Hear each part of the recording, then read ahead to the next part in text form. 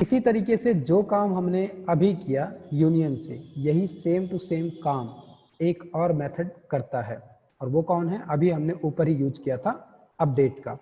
ठीक है, अपडेट क्या करेगा? यही सेम टू सेम काम करेगा। तो यहाँ पर एक छोटा सा होमवर्क क्या बन जाता है कि होमवर्क में ये केस बन जाता है, अपडेट को यूज करो और चेक करो कि यूनियन एंड अपडेट क्या सिमिलर काम करते हैं। ठीक है, क्योंकि अपडेट का अभी तुमने एक केस देखा कि जब हमको मल्टीपल वैल्यूज एक साथ सेट के अंदर ऐड करना हो तो हम ऐड कर रहे हैं, लेकिन एक यूज केस जो है वो बच जाता है।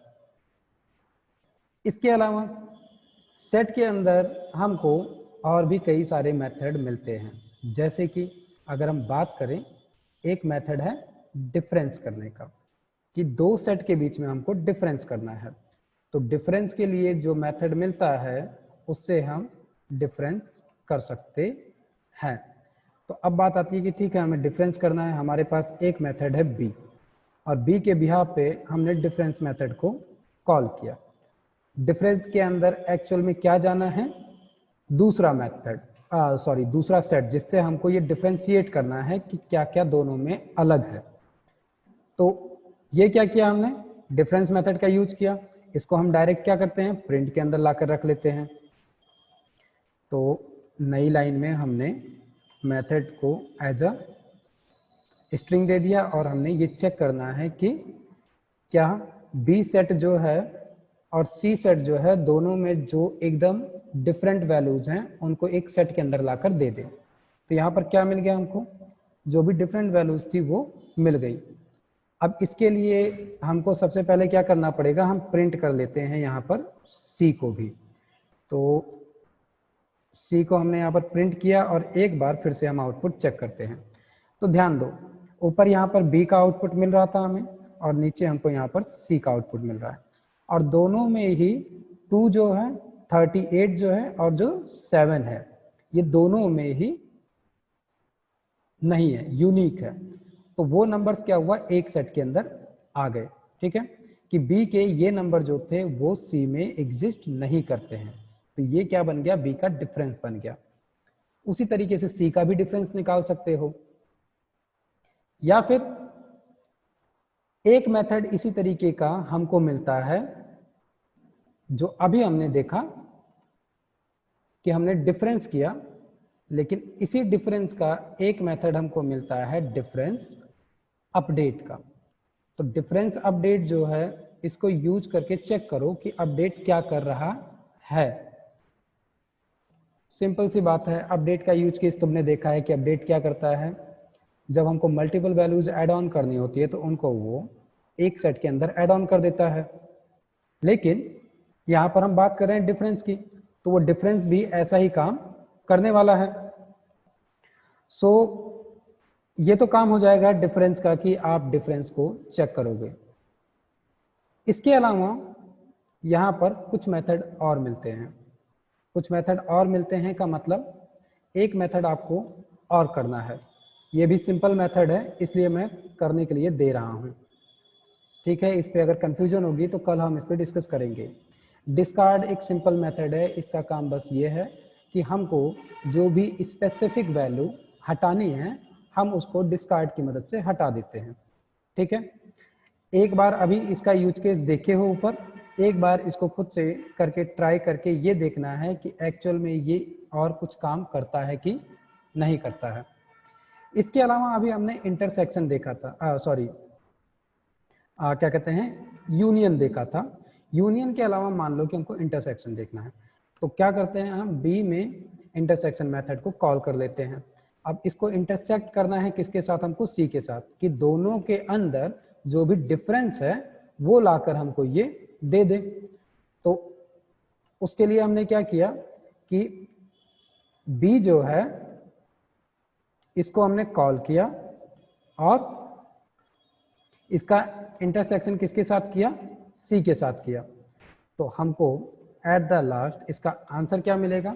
जैसे यूनियन के अंदर क्या था, हम यूनिकनेस फाइंड आउट कर रहे थे, वैसे ही इस इंटरसेक्शन के अंदर जो भी दोनों सेट के अंदर सेम टू सेम सिमिलर है, केवल और केवल वो वैल्यूज हमको एक नए सेट के अंदर मिल गई। तो ध्यान दो 3, 4 और 5, 6 जो है ये दोनों सेट के अंदर एग्जिस्ट करता है। तो ये इंटरसेक्शन वाला केस कौन सा है? जब हम दो गोले बनाते हैं और उसके बीच वाला हिस्सा हम ड्रॉ करते हैं, ये काम करता है वो वाला।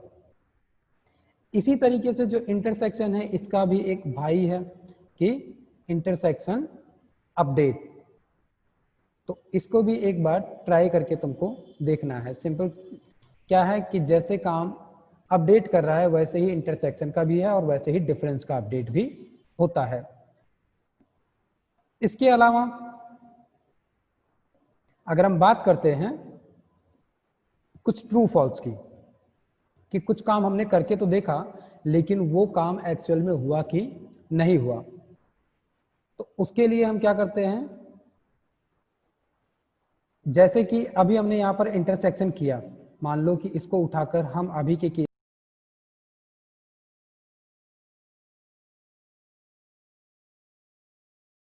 में रख लेते हैं एक वेरिएबल के अंदर।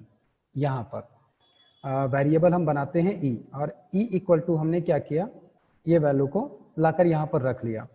तो बी और सी का इंटरसेक्शन इस समय किस में पड़ा हुआ है? आकर ई में पड़ा हुआ है। और हमको क्या चेक करना है कि जो ये इंटरसेक्शन हुआ है ये एक्चुअल में इंटरसेक्शन बी और सी का हुआ है कि नहीं, इस कंडीशन को हमें चेक करना है। ये चेक करने के लिए हमें क्या मिलता है? एक मेथड मिलता है। जब भी कभी आपको कोई भी मेथड इज करके मिले और इज के आगे कुछ भी लगा हुआ, उसका मतलब ये समझ लेना कि वो ट्रू और फॉल्स के लिए है। कोई भी मेथड हो तो मेथड क्या मिलता है हमको कि अगर इज डिसजॉइंट, ये मेथड क्या करेगा, हमको ये बताएगा कि एक्चुअल में जो ये ई है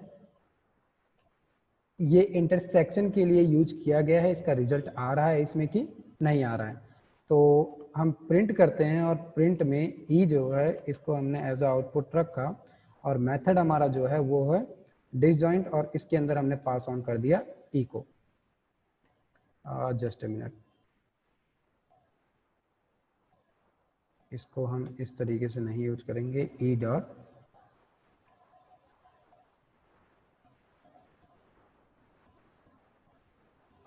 इज डिसजॉइंट, एंड इसके बाद में यहाँ पर क्या यूज करना है हमें, मेथड, कि क्या जो ई रिजल्ट है उसने बी के साथ में इंटरसेक्शन किया है कि नहीं। तो इंटरसेक्शन अगर हुआ है दैट मीन्स कि हमको इसका आंसर मिलेगा, और इस पूरे के पूरे केस को हम क्या करते हैं, उठाकर कट करके प्रिंट के अंदर लाकर यहाँ पर पहले स्ट्रिंग बनाते हैं और यहाँ पर चेक करते हैं कि क्या ऐसा कुछ केस हुआ है कि नहीं हुआ है।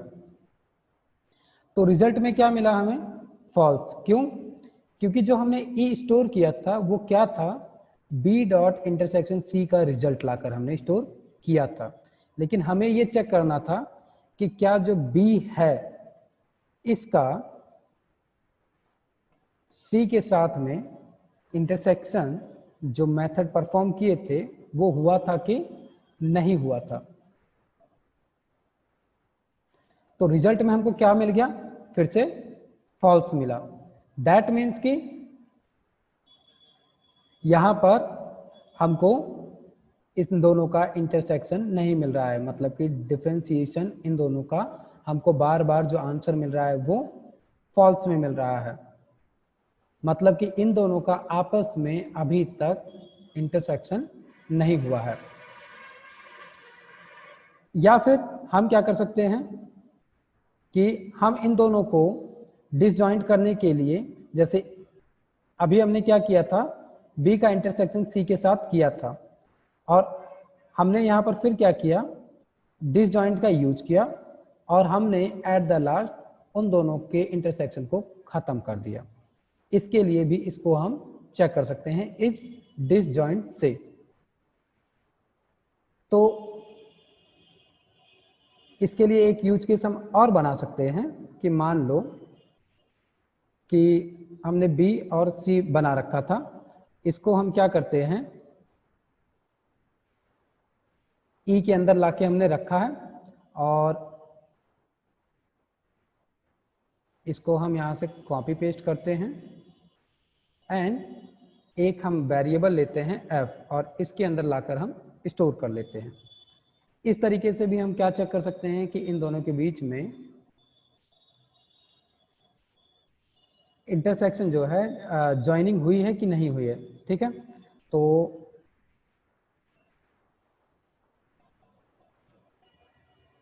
वेरिएबल चेंज कर दिया और इसके अंदर हमने लाकर रख दिया एफ को।